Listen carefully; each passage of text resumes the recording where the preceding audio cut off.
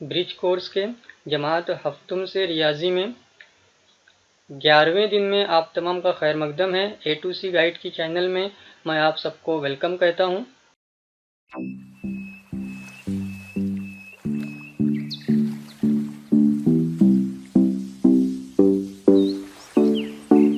आज के सेशन में हमें जो देखना है वो है ख़ास नुक्ता ज़रबी माकूस।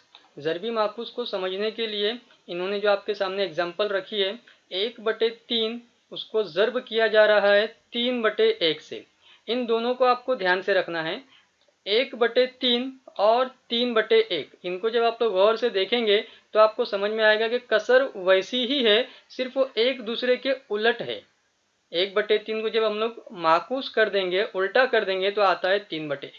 और जब हम इनको सॉल्व करेंगे तो हमको क्या समझ में आएगा कि ऊपर भी 3 है, बटे में भी 3 है, तो 3 एका 3, 3 एका 3 यानी कैंसलेशन हो जाएगा और हमारा फाइनल जवाब क्या बनने वाला है, तो हमारा फाइनल जवाब बनेगा 1। वैसे ही मामला आपको नेक्स्ट एग्जाम्पल में देखने को मिलेगा 6/7 और 7/6। दोनों को जब हम लोग सॉल्व करेंगे तो ऊपर वाला 6 का 6 और बटे वाला 6 का 6 एक दूसरे से कैंसिल हो चुके रहेंगे। 7 का 7 और ये 7 का 7 एक दूसरे से कैंसिल हुए रहेंगे और आपका जवाब जो तैयार होगा वो रहेगा 1। इसी तरह से 4, अब इसके बटे में कुछ नहीं था तो बटे में कौन छुपा हुआ होता है, बटे में 1 छुपा हुआ होता है। जब हमने इसको उल्टा किया तो 1 ऊपर आ गया और हमारे पास जवाब देखने मिला 1/4। इसमें भी मामला वही होगा, 4 एका 4, 4 एका 4, तो हमारा फाइनल आंसर क्या आएगा, 1 आने वाला है। तो हर बार हमें ये देखने मिल रहा है कि शुमार कुनिंदा और नसब नुमा की अदल बदल करके मिलने वाली कसर और पहली कसर जो दी गई कसर थी, उन दोनों कसरों का जो हम हासिल ज़र्ब कर रहे हैं तो हमारा जवाब कितना आ रहा है, 1 आ रहा है। अब ऐसी जो कसरों की जोड़ी तैयार होती है उसे हम लोग क्या कहते हैं, ज़रबी माकूस कहते हैं या ज़रबी माकूस की जोड़ी कहते हैं। तो मुझे उम्मीद है कि आपको ज़रबी माकूस की जोड़ी समझ में आ चुकी होगी। आपको एक कसर दी जाए जैसे 6/7 और उसकी जोड़ी बताने के लिए कहा जाए तो आपको ध्यान में रखना है कि 6/7 को आपको उल्टा करके 7/6 बोलते आना चाहिए। आपको एक जोड़ी दी जाए, एक कसर बताई जाए 4 और उसका ज़रबी माकूस पूछा जाए तो आपको उसको उल्टा करके 1/4 बोलते आना चाहिए, ये लिखते आना चाहिए। आगे चलेंगे आप लोग तो उन्होंने मिसालें ली हैं और मिसालों को फिर से हल करके आपको बताया है। जैसे मिसाल नंबर 1 में देखेंगे तो 5/6 है और उसकी जो जोड़ी है ज़रबी माकूस की वो है 6/5। फिर आप देखेंगे तो जैसे हमारा तरीक़ेकार रहा है कि सामने सामने हम लोग ज़र्ब करते हैं तो 5 छंग 30 हो गया, वैसे यहाँ पर भी देखेंगे तो 6 पंजे 30 हो गया। दरमियान में ज़र्ब था तो सामने सामने ज़र्ब करना है, जवाब आएगा 30/30। ऊपर भी 30 एका 30 और बटे में भी 30 एका 30 हो जाएगा और आपका जवाब तैयार होगा 1। तो इस तरह से ये मिसाल है जिसमें उन्होंने बताया है कि 5/6 और 6/5 एक दूसरे की ज़रबी माकूस हैं। वैसे ही एग्जाम्पल्स आप लोग यहाँ पर देख सकते हैं, 3/2 उसका ज़रबी माकूस 2/3 है। 61/3 उसका ज़रबी माकूस 3/61 है, जवाब आपका ज़र्ब करके 1 आने वाला है। 15/6 उसका ज़रबी माकूस 6/15 है, आपका फिर से ज़र्ब करके जवाब 1 आ रहा है। 4 की एग्जाम्पल अभी हमने देखे, उसको जब उल्टा करेंगे तो उसकी जोड़ी क्या बनेगी, आपकी 1/4 बनेगी और आपका जवाब फिर से 1 आएगा। तो हर मर्तबा आपको देखने मिलेगा कि जो दो कसरें हैं उनका ज़र्ब करके 1 आ रहा है, इन दोनों भी कसरें एक दूसरे की ज़रबी माकूस है। तो ये आपको ज़हन नशीन रखना है।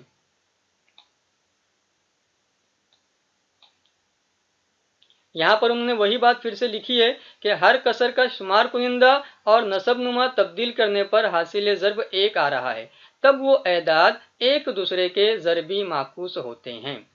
यहाँ आपको हल करने के ताल्लुक से मिसाल बताई उन्होंने, जिसमें उन्होंने लिखा है कि एक ज़र्ब की ये मिसालें हल कीजिए। अब एक ज़र्ब से मुराद है कि इसका ज़र्ब किस अदद से करेंगे कि जवाब 1 आएगा, ये हमको समझते आना चाहिए। तो यहाँ पर आपके पास 7 दिया गया है तो आपको हल करते वक्त इस तरह से लिखना है 7, फिर इसके बाद ज़र्ब में उसका जो ज़रबी माकूस है उससे आपको ज़र्ब देना है, तो 7 का ज़रबी माकूस आएगा 1/7 और बराबर करके आपका जवाब आएगा 7 एका 7, 7 एका 7 यानी आपका जवाब कितना आएगा, 1 आएगा। यही सवाल अगर वो पूछते हैं कि मंदरजा झेल एदाद के या कसरों के ज़रबी माकूस लिखिए, तो आप इस तरह से जुमला बना करके लिख सकते हो कि 7 का ज़रबी माकूस और फिर 7 के साथ में उसकी जोड़ी कौन सी है, तो जोड़ी है 1/7 है।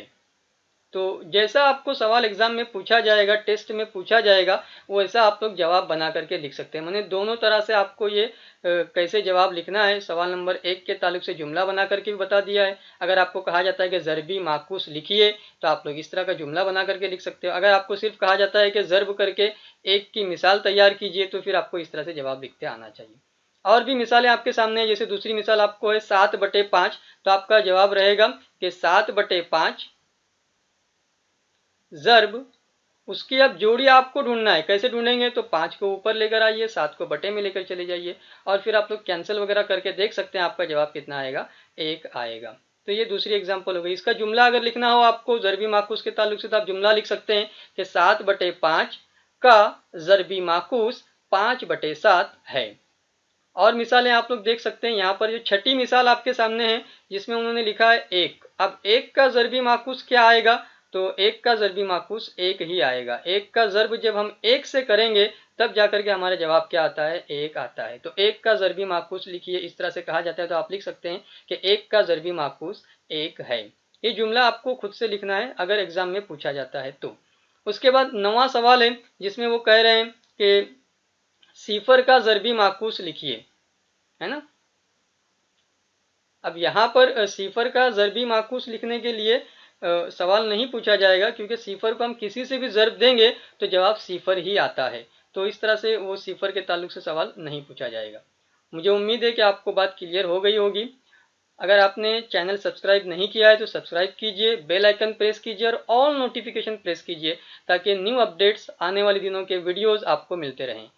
आप तमाम का बहुत बहुत शुक्रिया।